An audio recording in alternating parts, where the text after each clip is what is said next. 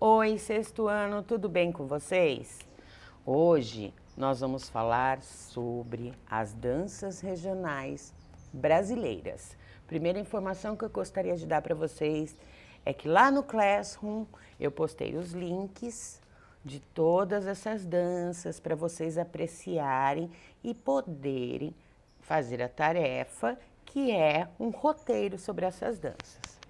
Agora nós vamos falar sobre a região sudeste, a catira.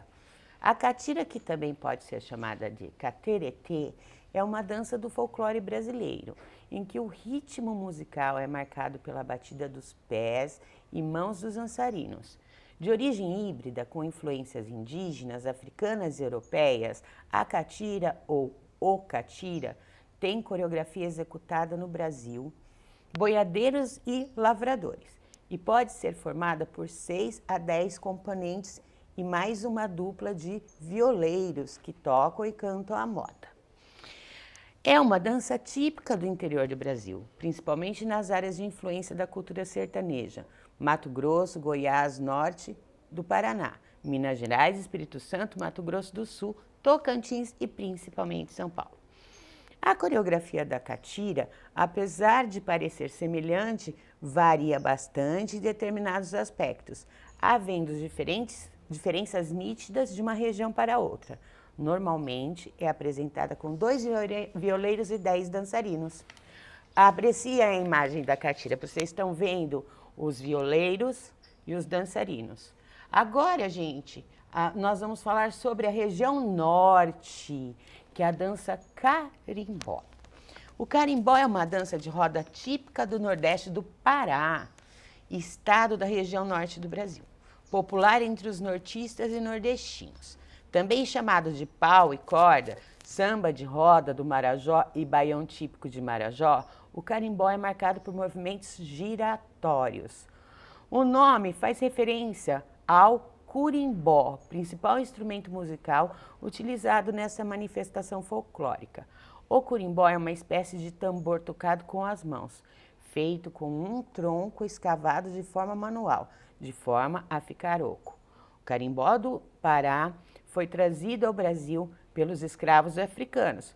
Posteriormente foram incorporadas influências indígenas e europeias, especialmente ibéricas. Hoje em dia se dança o carimbó também, o que ajuda muito são as saias das bailarinas que fazem os movimentos giratórios, ok, gente? Como vocês podem ver nessa próxima imagem sobre o carimbó, as saias bem rodadas. Agora, a seguir, nós vamos falar sobre a região centro-oeste, São Gonçalo. São Gonçalo. No Brasil, atualmente, não há dia determinado, aliás, não fazem mais festas. Essa manifestação pode ser encontrada em quase todo o Brasil, com variações coreográficas bastante diversificadas, tomando diferentes formas de execução. A dança de São Gonçalo é uma herança portuguesa que se difundiu por muitas cidades brasileiras, tomando características de cada região. Em Ribeirão Branco, ela tem mais de um século de execução. A dança é dividida em rodeadas, que são sequências de coreografias comandadas pelos violeiros, como vocês podem ver nessa imagem, por exemplo.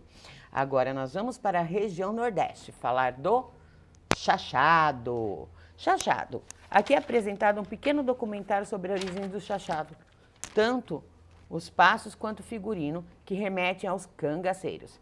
A dança, por vezes, é apresentada individualmente em duplas ou em grupo, mas sempre com a arma em punho, como se fosse o par do dançarino.